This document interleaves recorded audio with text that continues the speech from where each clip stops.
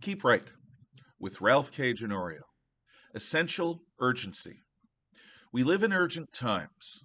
Decisions that we make will determine nothing less than whether or not we will remain a free people, and whether or not there will still be a free world beyond this decade. But no pressure.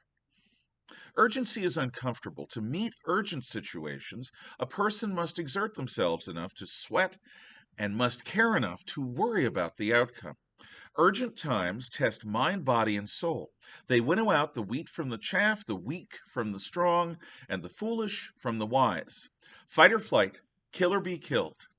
Fish or cut bait, a sense of urgency is an adrenalized warning to rise to face a dangerous challenge or be cut down by it. Urgent crises may be meditated upon after the fact, but in that consequential moment, fraught with risk, every iota of mental acuity is needed to earn survival and success. Traditionally, men prepare themselves to prevail in physical combat, while women ready themselves to endure childbirth. Every one of us exists because men and women have succeeded at this throughout our ancestry. And every one of us also meets circumstances fraught with the possibility that we might not prevail. We might not even survive. Few people welcome urgency with joy.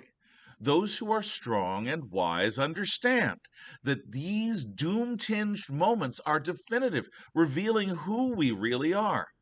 Others strive their utmost to avoid these harrowing ordeals, lest they be revealed as insufficient to the needs of the moment. The fey among us thrill to the reality that in these moments a person holds their fate in their own hands.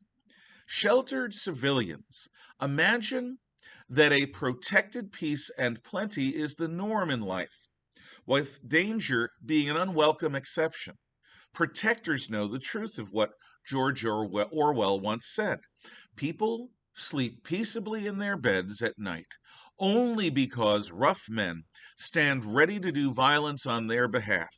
Students of history and of human nature cannot help but recognize just how rare and precious are peace, prosperity, and protection. Many among our most privileged elites, sheltered by whatever their ancestors' labors provided, embrace self-destructive idealism, effecting anti-military snobbery and anti-police sanctimony. These precious snowflakes excuse all crime and damn all guardians. These sensitive souls even assert that if it weren't for the violent capabilities of our sentinels, there would be no violence. To use a comic book analogy, they weave psychological theories contending that Batman's existence alone creates the Joker, and that Gotham City would be better off without him. By their same logic, America would be better off without our police and military, and the world would be better off without America and the West. Delusional fantasies of anarchic utopia always follow such claims. We are not born to live in paradise. We exist to fight for survival and also to achieve something more than mere existence. We can dedicate ourselves to serve what our consciences deem to be good, leading lives of struggle to make our world and the lives of our neighbors a bit better.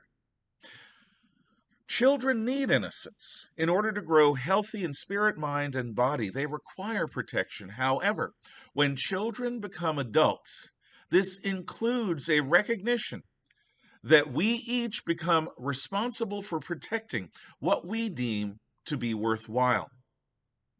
There are many among us who are so eager to dream that we are at peace that they resist recognizing anything like a crisis in today's circumstances. They deny the urgency of our historical moment, claiming that calls to recognize this challenge is feverish propaganda. These wishers for normal times are suicidally wrong. Our permanent federal bureaucracy, including law enforcement, has joined with the media, academe, corporate America, and the entertainment industry in selling their souls in order to help Democrats bring about a global regulatory regime that is indistinguishable from socialism and totalitarianism. Overseas, the Chinese Communist Party and their Russian, Korean, Pakistani, and Iranian catspaws threaten to spark a general war that they hope will overthrow Pax Americana and replace it with a new sinocentric global order. The recent American election gives us a fighting chance to restore liberty at home and peace abroad. Nothing less than the survival of the free world is at stake.